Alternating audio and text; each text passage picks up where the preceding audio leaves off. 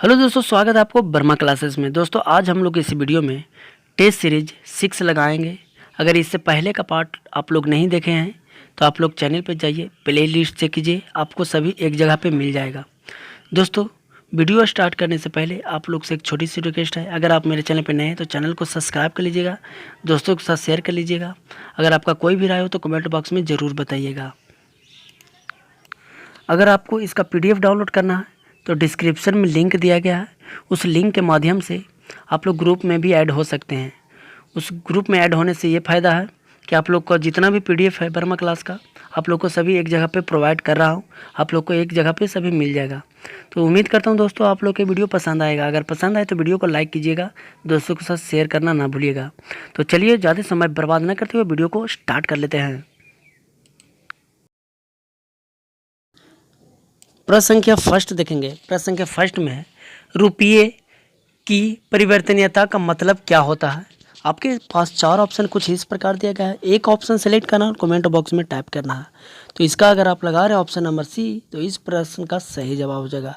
रुपये को अन्य प्रमुख मुद्राओं में या उसके विपरीत रुपये का परिवर्तन कर देना, उसी को कहते हैं रुपये का परिवर्तनीयता।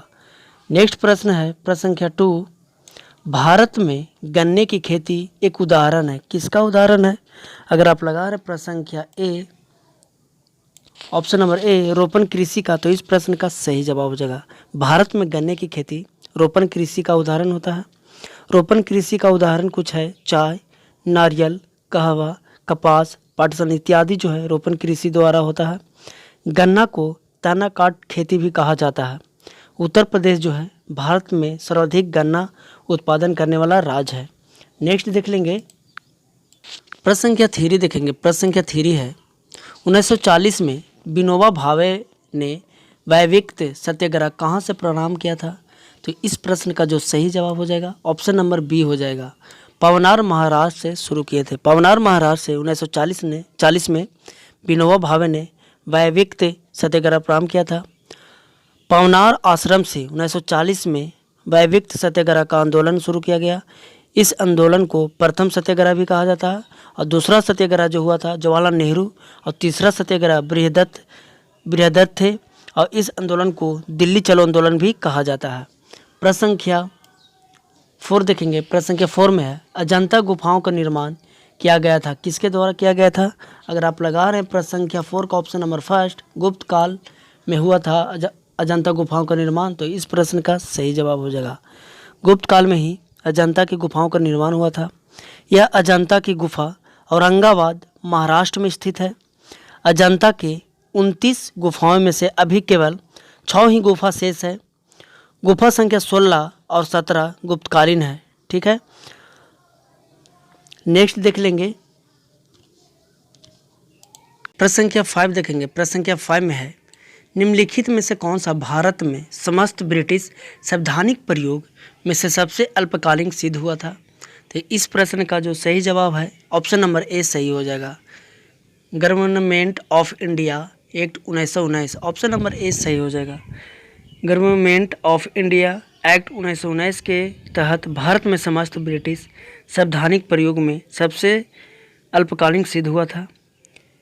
भारतीय संविधान का लगभग 72% हिस्सा इसी एक्ट के तहत लिया गया था। प्रश्न संख्या 6 देखेंगे। प्रश्न संख्या 6 में है, 20 सितंबर 1932 को महात्मा गांधी ने यरवदा जेल में आमरण अनशन प्रारंभ किया था। अगर आप लगा रहे 6 का ऑप्शन नंबर सी तो इस प्रश्न का राइट आंसर हो जाएगा। रैमजे मैकडोनाल्ड के सांप्रदायिक अवार्ड के विरुद्ध अनशन प्रारंभ किया गया था। नेक्स्ट है प्रश्न संख्या 7 देखेंगे। प्रश्न संख्या 7 में है, ड्रूंडा प्रकार की जलवायु का दूसरा नाम क्या है। अगर 7 के आप लगा रहे हैं ऑप्शन नंबर डी ध्रुवीय जलवायु, तो इस प्रश्न का राइट आंसर हो जाएगा 7 का ऑप्शन नंबर डी हो जाएगा। ध्रुवीय जलवायु जो है ड्रूंडा प्रकार के जलवायु का दूसरा नाम है। इस जलवायु में उत्पत्ति क्षेत्र का अत्यधिक ठंडी शुष्क होती है तथा अपने प्रवाह मार्ग के तापमान को हिमांक से नीचे ला देती है। गर्म सागरीय भागों से गुजरने पर आर्द्रता ग्रहण करती है।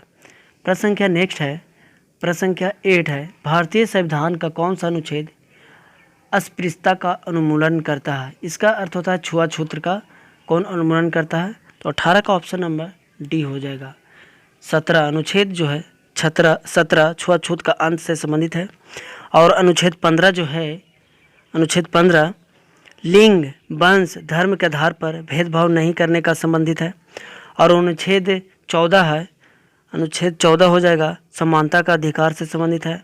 और अनुच्छेद 16 लोक नियोजन में नागरिकों को समान अवसर से संबंधित है। नेक्स्ट है प्रश्न संख्या 9, ग्रीन बैंक का अर्थ क्या होता है? 9 का ऑप्शन नंबर 20 सही हो जाएगा। बैंकों द्वारा पर्यावरण के अनुकूल परियोजनाओं को वित्त दिया जाना ग्रीन बैंक का उदाहरण होता है या अर्थ होता है। नेक्स्ट देख लेंगे प्रश्न संख्या 10 देखेंगे। प्रश्न संख्या 10 में है समुद्र तल से जैसे जैसे ऊंचाई बढ़ती है तापमान पर क्या असर पड़ता है? 10 का ऑप्शन नंबर ए सही हो जाएगा, घट जाता है। प्रश्न संख्या 10 का ऑप्शन नंबर फर्स्ट सही हो जाएगा। समुद्र तल से जैसे जैसे ऊंचाई बढ़ती है तापमान घटते जाता है। सतह के नीचे लगभग 32 मीटर गहराई पर 1 डिग्री सेंटीग्रेड की दर से तापमान बढ़ता है तथा समुद्र तल से ऊंचाई पर जाने के क्रम में तापमान में कमी आती है। प्रश्न संख्या 11 देखेंगे। प्रश्न संख्या 11 में है निम्नलिखित में से कौन सा देश जो है एशिया महाद्वीप में नहीं है? एशिया देश में कौन नहीं है इस 4 ऑप्शन में से? तो अगर आप लगा रहे हैं ऑप्शन नंबर बी लीबिया, तो इस प्रश्न का सही जवाब हो जाएगा। लीबिया जो है एशिया महाद्वीप में नहीं आता है। लीबिया जो है अफ्रीका महाद्वीप में आता है। और लीबिया का जो राजधानी है हून है। और लीबिया का बेरूत होता है। सिंगापुर का सिंगापुर होता है। और जापान का टोक्यो राजधानी होता है। नेक्स्ट देख लेंगे प्रश्न संख्या 12 देखेंगे। प्रश्न संख्या 12 में है शब्द अमरकट, हुक और जैब निम्नलिखित में से किस खेल से जुड़े हुए हैं? इसका सही जवाब हो जाएगा बास्केटबॉल से जुड़े हुए हैं। हुक और जैब जो है बास्केटबॉल से जुड़े हुए हैं। ऑप्शन नंबर बी सही हो जाएगा 12 का। प्रश्न संख्या 13 है दिवाला एवं बैंक शोधन अक्षमता कोड 2016 का संचालन किस मंत्रालय के तहत किया गया था? इसका जो सही जवाब है ऑप्शन नंबर ए सही हो जाएगा। कॉरपोरेट मामलों का मंत्रालय द्वारा संचालित किया गया था या तहत किया गया था। नेक्स्ट देख लेंगे प्रश्न संख्या 14 देखेंगे। प्रश्न संख्या 14 में है कोनराड साड़ी, जिसे मंदिर साड़ी के नाम से भी जाना जाता है, की उत्पत्ति किस राज्य से किया गया है? तो ऑप्शन नंबर बी सही हो जाएगा। तमिलनाडु में इसका उत्पत्ति किया गया था कोनराड साड़ी का। प्रश्न संख्या 15 है प्रधानमंत्री जन धन योजना में किस प्रकार के डेबिट कार्ड का प्रयोग किया जाता है? अगर आप लगा रहे हैं ऑप्शन नंबर डी रुपए, तो इस प्रश्न का राइट आंसर हो जाएगा। प्रश्न संख्या 17 देखेंगे। प्रश्न संख्या 17 में है निम्नलिखित में से कौन सा जानवर जो है परस्वरवर्ती ध्वनि उत्पन्न करता है? परस्वर ध्वनि कौन उत्पन्न करता है इस 4 ऑप्शन में से? अगर आप लगा रहे हैं ऑप्शन नंबर डी, तो इस प्रश्न का सही जवाब हो जाएगा। परपोइसेस जानवर जो है परस्वर ध्वनि उत्पन्न करता है। प्रध्वनिक तरंगे 20,000 हर्ट्ज के ऊपर ध्वनि को कहते हैं। इस ध्वनि को कुत्ता, बिल्ली, चमगादड़ इत्यादि सुन सकता है। प्रस्रव तरंगे का मानव के कान द्वारा नहीं सुना जा सकता है।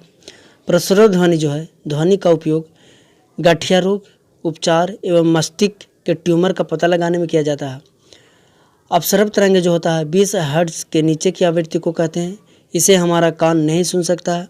और एक सरब तरंग होता है। सरब तरंग जो होता है 20 हर्ट्ज से 20,000 हर्ट्ज के बीच का जो होता है उसे हम लोग कहते हैं सरब तरंगे, और इसका कान हम लोग सुन सकते हैं। नेक्स्ट देख लेंगे